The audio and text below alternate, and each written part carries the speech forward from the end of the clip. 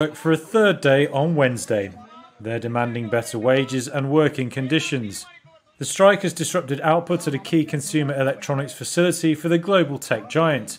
The plant is near the city of Chennai in southern India and makes products such as televisions, refrigerators and washing machines. Sources say it contributes between 20 and 30% of Samsung's annual $12 billion revenue in India. The workers want Samsung to recognise their union and for the South Korean firm to raise wages and improve working hours. 인도 삼성 공장 근로자들의 불법 파업으로 인해 극심한 피해를 입은 삼성이 손해배상 청구를 할 것이라는 소문이 돌면서 인도 삼성 공장 내부가 아주 시끄럽다고 하는데요. 생각보다 큰 피해를 입은 삼성은 그럼에도 불구하고 근로자들의 요구사항을 일부 받아들이는 건 물론이고 모든 공장의 정상화를 위해 최선을 다하고 있다고 합니다. 인도 삼성 공장에서 일을 하고 있는 한 근로자가 사연 스토리로 사연을 보내주셨는데요. 불법 파업으로 인해 오히려 근로자들이 힘든 상황에 놓여 있다고 합니다. 어떤 사연일지 지금 바로 들어보시죠. 안녕하세요. 제 이름은 라즈 쿠마르예요. 뭄바이 외곽의 다라비라는 작은 마을에서 태어났죠. 우리 동네는 그렇게 부유하진 않지만 서로를 아끼고 돕는 따뜻한 곳이에요. 지금도 기억나요.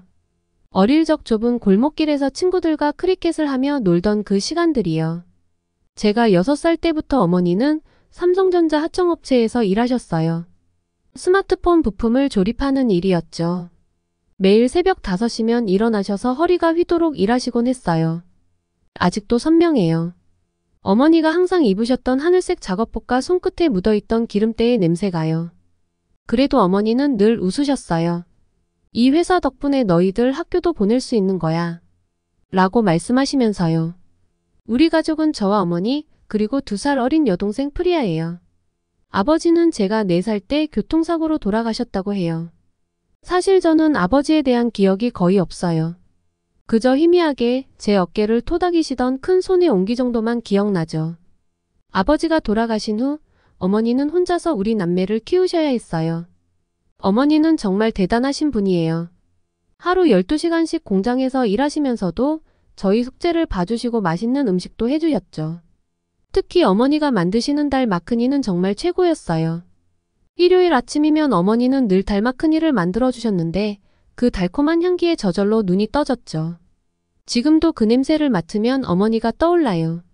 하지만 행복했던 그 시간도 오래가지는 못했어요. 제가 12살이 되던 해 겨울 어머니가 갑자기 심한 기침을 하기 시작하셨어요. 처음에는 감기려니 했죠. 하지만 기침은 점점 심해졌고 밤이면 숨쉬기도 힘들어 하셨어요.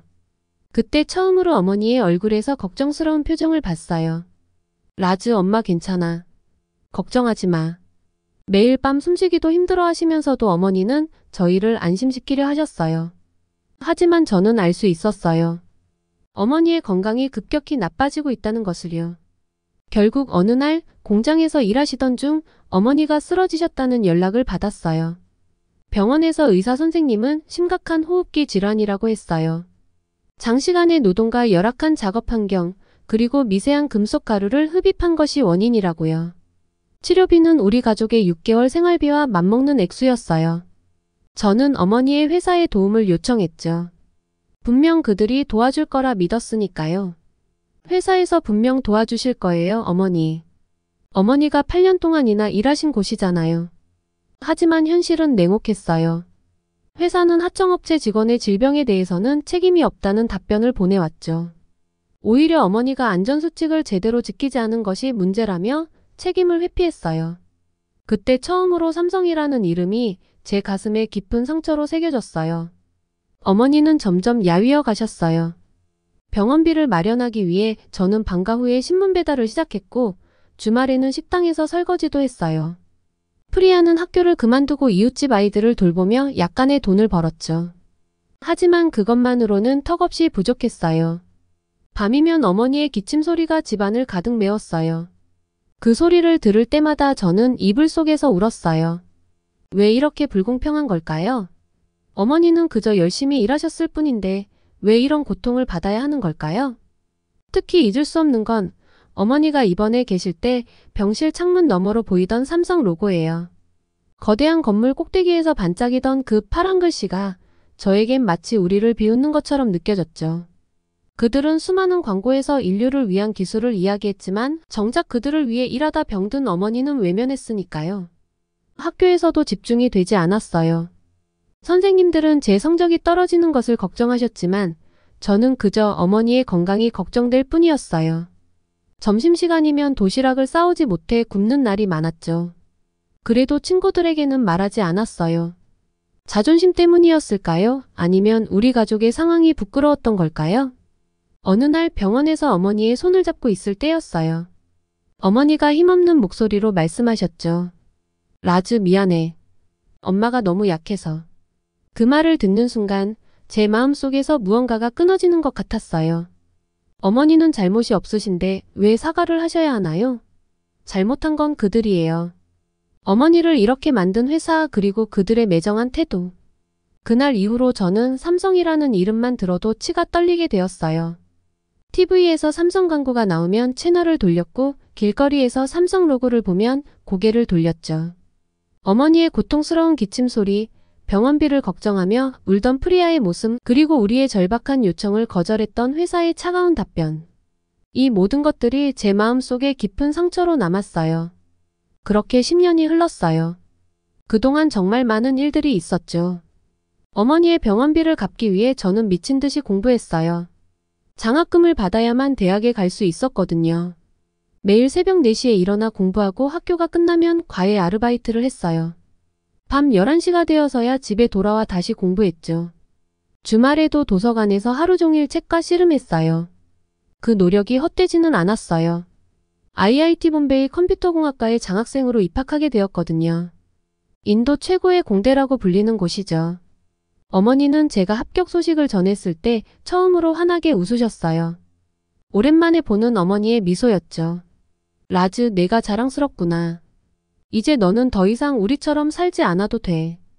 대학 생활은 쉽지 않았어요. 다른 학생들은 최신 노트북으로 과제를 하는데 저는 도서관 컴퓨터를 써야 했죠. 점심시간이면 구내식당 아르바이트를 하면서 겨우 한 끼를 해결했어요. 하지만 저는 행복했어요. 제가 좋아하는 프로그래밍을 마음껏 배울 수 있었으니까요. 특히 인공지능과 빅데이터 수업이 정말 재미있었어요. 교수님께서는 제 열정을 알아봐 주셨고 3학년 때는 연구실 조교로 일할 기회도 주셨죠. 그때 처음으로 실제 기업 프로젝트에 참여하게 되었어요. 밤을 새워가며 코딩하는 게 즐거웠어요. 졸업을 앞둔 어느 날이었어요. 취업 상담실에서 연락이 왔죠. 대기업에서 저를 면접 보고 싶다고요. 기대에 부풀어 면접장에 들어섰는데 그곳은 다름 아닌 삼성이었어요. 순간 다리가 후들거렸어요. 면접관의 말소리가 귀에 들어오지 않았죠. 머릿속에는 어머니의 기침 소리만 맴돌았어요. 하지만 그들이 제시한 조건은 너무나 매력적이었어요. 신입 연봉이 업계 최고 수준이었고 의료보험도 가족 전체를 보장한다고 했죠. 며칠 밤을 뜬 눈으로 지새웠어요. 어머니는 여전히 아프셨고 프리아는 이제 대학에 갈 나이였어요. 우리 가족에게는 안정적인 수입이 절실했죠. 하지만 제가 그토록 증오하던 회사에서 일한다는 건 마치 영혼을 파는 것 같았어요. 결국 어머니께 상담드렸어요. 어머니, 제가 삼성에서 일하게 될 것 같아요. 잠시 침묵이 흘렀어요. 어머니는 창밖을 바라보시더니 조용히 말씀하셨죠. 라즈, 엄마는 내가 어떤 선택을 하든 지지할 거야. 하지만 증오에 사로잡혀 살지는 마라. 그건 결국 너 자신을 망가뜨릴 뿐이야. 어머니의 말씀이 제 마음을 움직였어요. 어쩌면 이게 운명일지도 모르겠다는 생각이 들었죠. 10년 전 우리를 외면했던 그 회사에서 이제는 제가 무언가를 바꿀 수 있지 않을까요? 입사가 결정되고 처음으로 삼성 벵갈루루 캠퍼스에 출근하던 날이었어요. 거대한 유리 건물 앞에 서서 한참을 망설였죠. 이곳에서 과연 제가 잘 해낼 수 있을까? 그때 옆에서 누군가가 말을 걸었어요. 처음이신가 보네요. 저도 작년에 입사했어요. 라비라고 합니다. 라비는 제 멘토가 되어 주었어요. 그는 제가 회사에 적응하는 데 많은 도움을 주었죠. 덕분에 저는 조금씩 회사 생활에 적응해 갔어요. 하지만 여전히 마음 한구석이 불편했어요. 매일 아침 회사 로고를 보면서 10년 전의 기억이 떠올랐으니까요. 특히 힘들었던 건 신입사원 교육 때였어요. 강사님이 삼성의 사회공헌 활동을 설명하실 때마다 제 입술이 떨렸어요. 정작 정말 도움이 필요한 사람들은 외면하면서. 하지만 저는 참았어요. 적어도 이 일을 통해 어머니의 병원비를 해결할 수 있다면 그걸로 됐다고 생각했죠.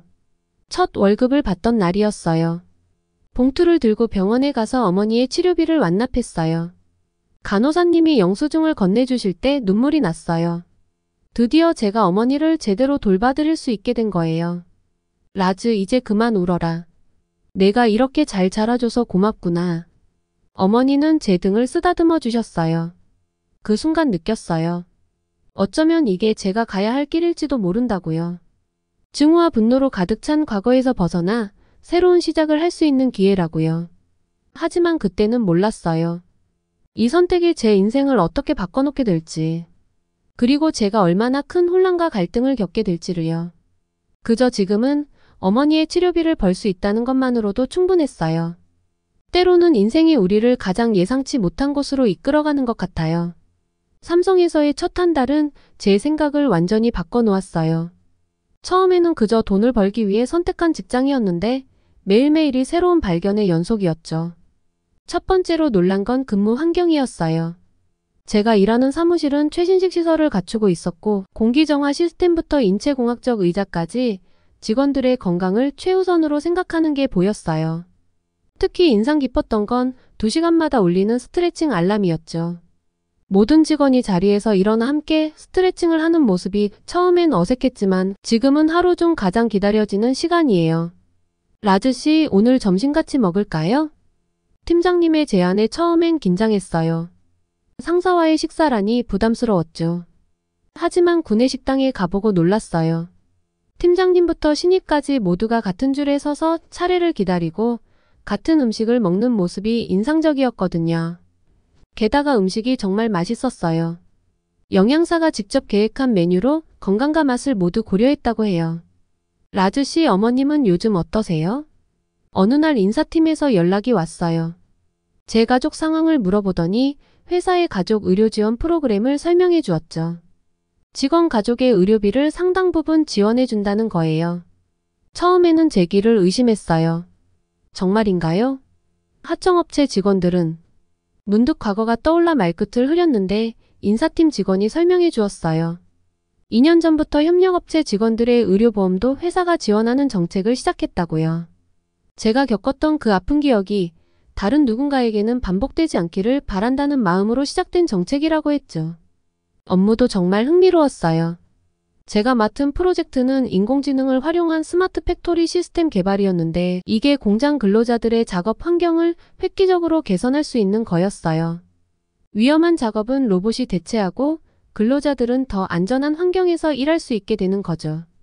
라즈, 내 아이디어 정말 훌륭해. 이걸 전체 시스템에 적용해보자.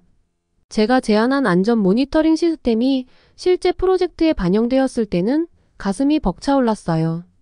제 작은 아이디어로 누군가의 작업 환경이 더 나아질 수 있다는 생각에 설렜죠. 주말에는 회사에서 운영하는 문화 프로그램도 있었어요.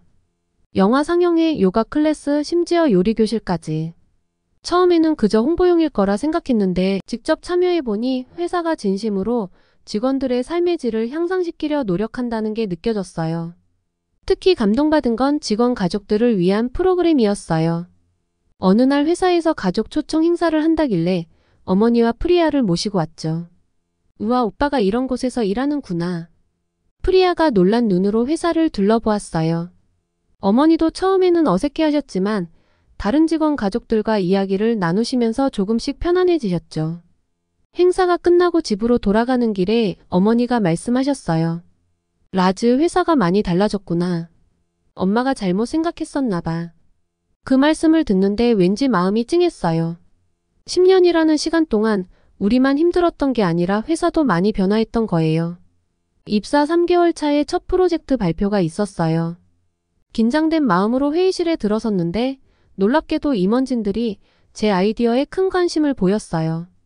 라즈 씨, 자네가 현장 경험이 있어서인지 실제 근로자들의 니즈를 정확히 파악했어. 이 프로젝트 책임자로 승진하는 게 어떻겠나. 갑작스러운 승진 제안에 어리둥절했어요. 보통 1년은 지나야 첫 승진을 고려한다고 들었거든요. 하지만 회사는 능력과 성과를 정직하게 평가했고 저는 그렇게 인생 첫 승진을 경험하게 되었죠. 어머니, 제가 승진했어요. 이제 프리아 대학 등록금도 걱정 없을 거예요. 그날 저녁 가족들과 작은 축하 파티를 했어요. 어머니는 오랜만에 직접 딸 마크니를 만드셨고 프리아는 학교 친구들에게 자랑하느라 바빴죠.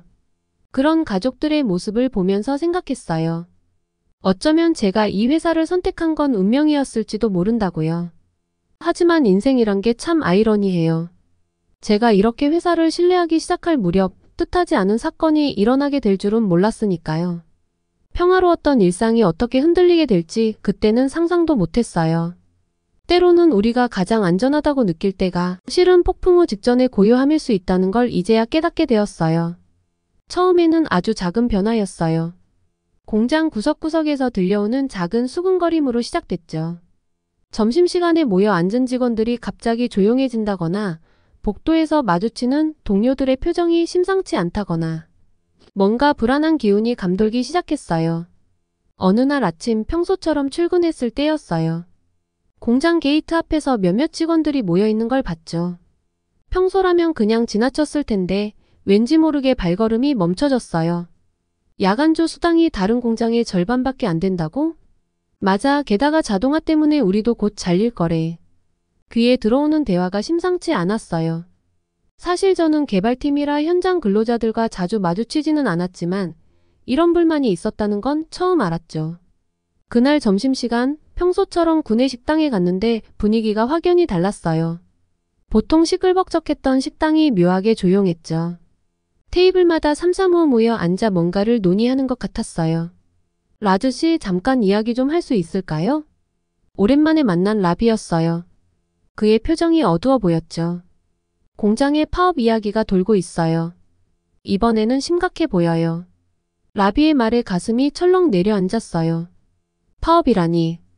지금 이 순간에도 어머니는 회사에 의료 지원을 받고 계시고 프리아는 곧 대학에 입학할 예정이었는데 그날 이후로 상황은 급격히 나빠졌어요.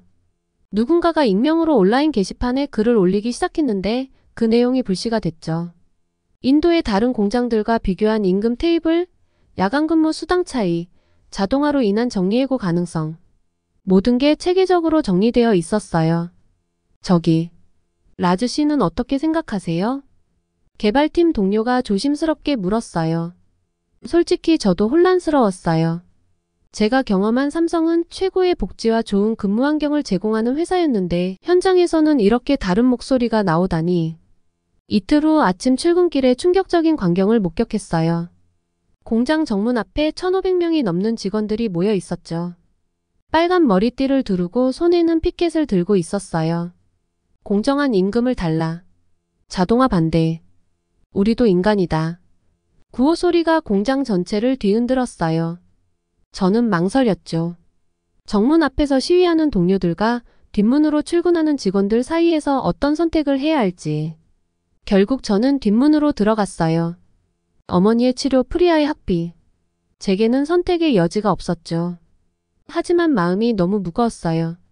파업에 참여한 동료들의 실망한 눈빛이 계속 머릿속에 맴돌았거든요. 사무실은 반쯤 비어 있었어요. 파업 참여자들이 이렇게 많을 줄은 몰랐네요. 팀장님은 굳은 표정으로 전화통화를 하고 계셨고 남아있는 직원들도 모두 불안한 기색이 역력했죠. 라즈, 잠깐 회의실로 와보게. 팀장님의 목소리가 평소와 달랐어요. 회의실에 들어가 보니 임원들이 모여 있었죠. 자네는 현장 직원들과도 친분이 있지 않나? 상황이 어떤가? 임원들의 시선이 저에게 쏠렸어요. 제가 뭐라고 답해야 할까요? 현장의 불만을 있는 그대로 전달해야 할까요? 아니면 조심스럽게 에둘러 표현해야 할까요? 솔직히 말씀드리면 현장 직원들의 불만이 오래 쌓여왔던 것 같습니다. 제 말이 끝나기도 전에 회의실 문이 벌컥 열렸어요. 큰일 났습니다. 시위대가 정문을 막아버렸어요. 물류 차량이 전혀 들어오지 못하고 있습니다. 순간 회의실이 얼어붙었어요. 이런 상황은 아무도 예상하지 못했나 봐요. 창밖을 내다보니 정문 앞에 인파가 더 늘어난 것 같았어요. 그날 밤 집으로 돌아가는 길이 너무 힘들었어요. 어머니께는 뭐라고 설명해야 할까요? 회사가 또다시 무너지면 어쩌죠? 마치 10년 전 그날로 돌아간 것 같은 기분이었어요. 라즈, 오늘 회사는 어땠니? 어머니의 물음에 제가 뭐라고 대답했는지 기억도 나지 않아요. 그저 네, 괜찮아요. 라고 얼버무렸던 것 같아요. 하지만 어머니는 아시는 것 같았어요. 제 표정만 봐도 뭔가 큰일이 일어났다는 걸. 그렇게 파업은 계속됐고 매일매일이 지옥 같았어요. 출근할 때마다 시위대를 지나치는 게 너무 힘들었죠. 어떤 날은 제가 배신자처럼 느껴지기도 했고 또 어떤 날은 이게 과연 옳은 걸까 의문이 들기도 했어요. 하지만 가장 무서웠던 건 이 파업이 어떤 결과를 가져올지 모른다는 거였어요. 회사가 무너지면 어떡하죠? 어머니의 치료는? 프리아의 학업은? 매일 밤 잠들기 전 창밖의 별을 보며 기도했어요. 제발 모든 게 잘 풀리기를. 하지만 이건 시작에 불과했어요. 진짜 폭풍우는 아직 오지도 않았다는 걸 그때는 몰랐죠. 파업이 시작된 지 정확히 한 달째 되던 날이었어요. 아침부터 공장 전체가 술렁이고 있었죠. 회사 측에서 중요한 발표가 있을 거라는 소문이 돌았거든요. 라즈 씨, 들었어요?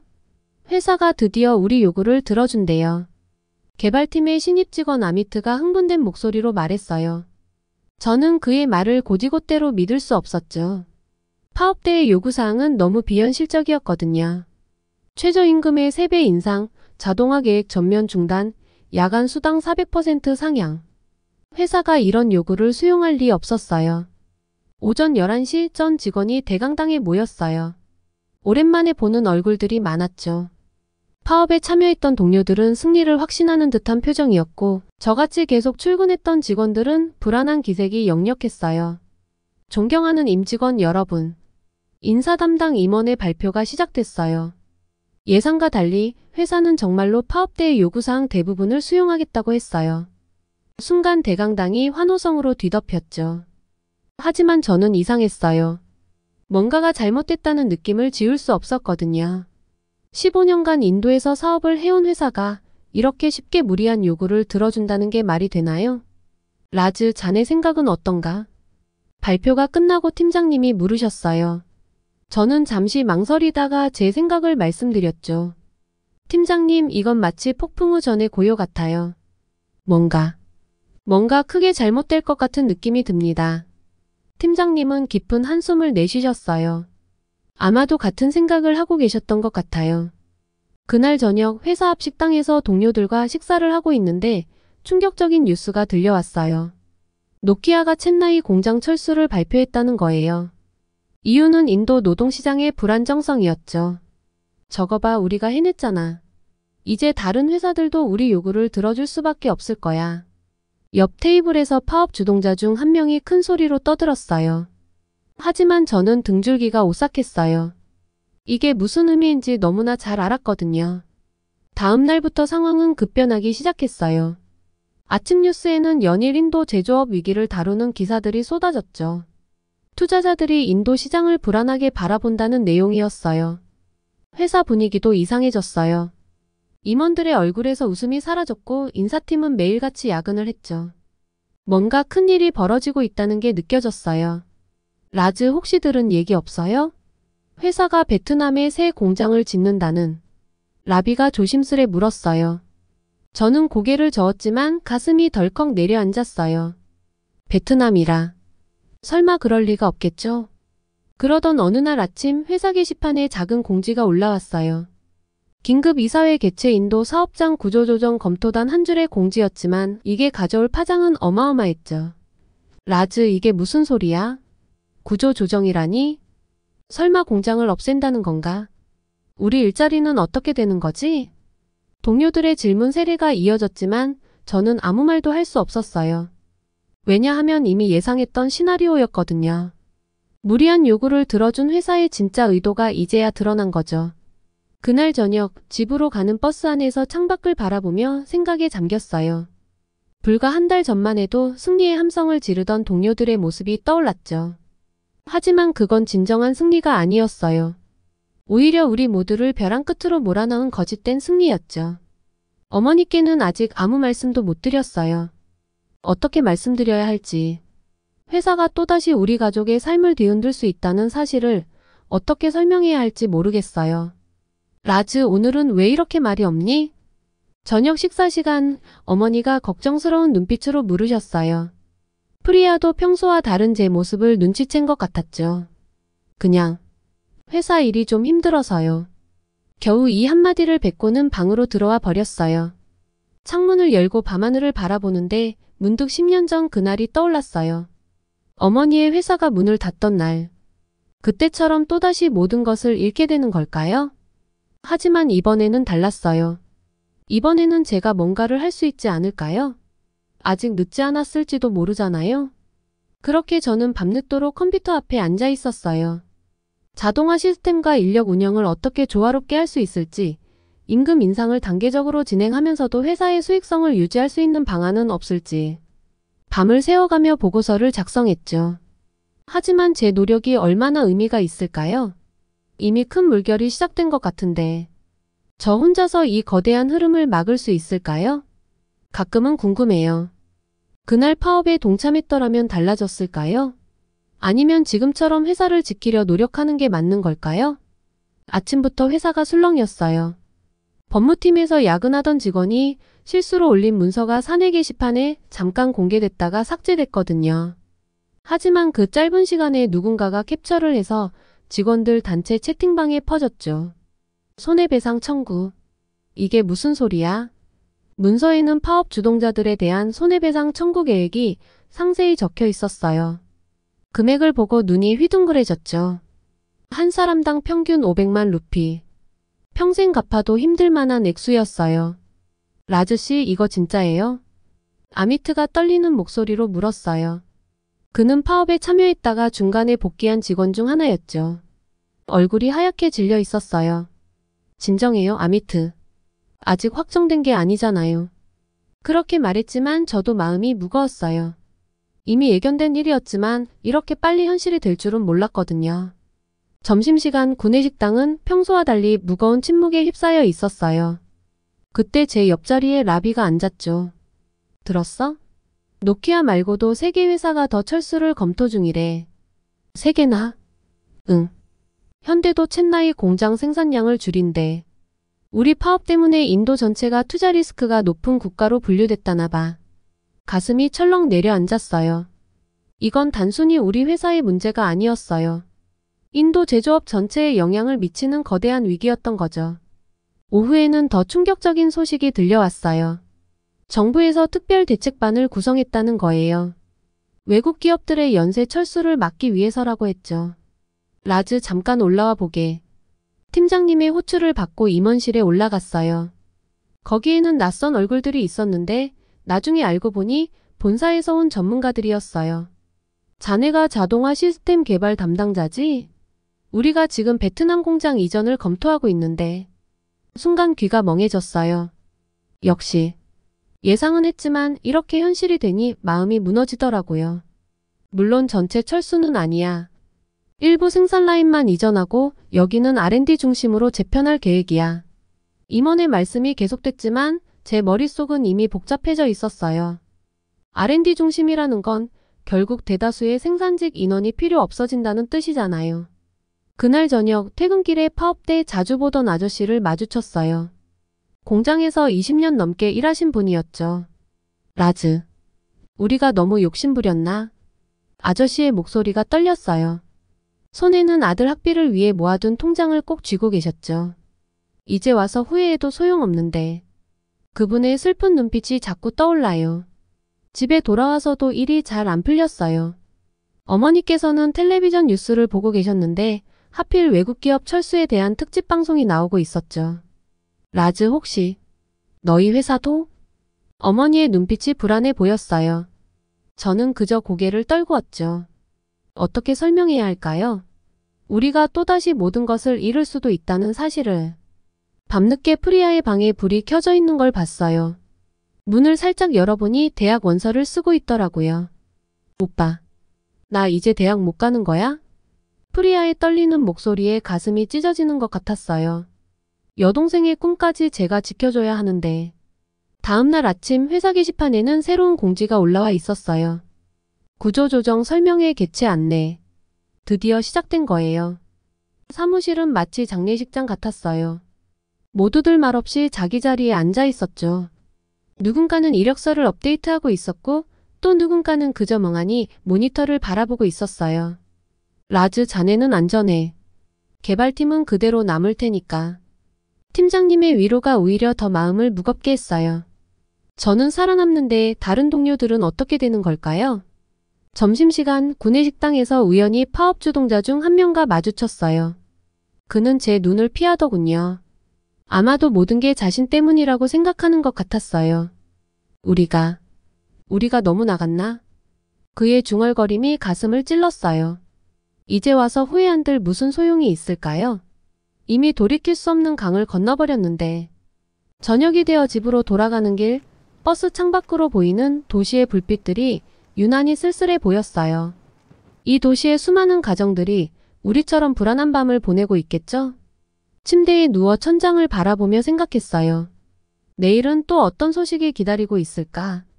이 불안한 나날들이 언제쯤 끝날까? 그리고 그 끝에서 우리는 무엇을 발견하게 될까? 오늘도 저는 아침 일찍 출근길에 올랐어요. 한 달 전과 똑같은 버스, 똑같은 길이지만 모든 게 달라진 것 같아요. 예전에는 희망찬 발걸음으로 향하던 회사가 이제는 불안과 두려움이 가득한 곳이 되어버렸죠. 불법 파업의 여파가 이렇게까지 클 줄은 아무도 몰랐던 것 같아요. 매일 아침 신문을 펼칠 때마다 가슴이 철렁합니다.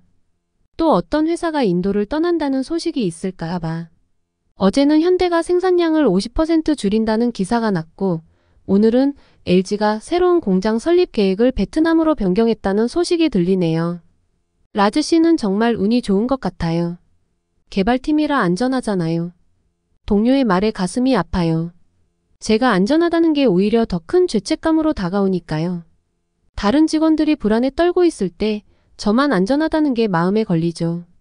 어머니는 아직도 모르세요. 회사가 이렇게 흔들리고 있다는 걸.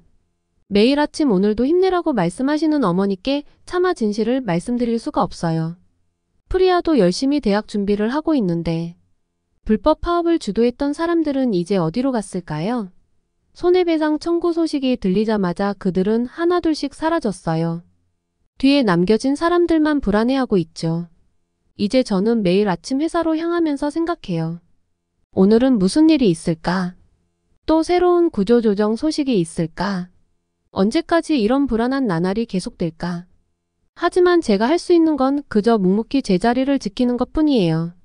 어머니의 치료비를 위해서, 프리아의 대학 진학을 위해서.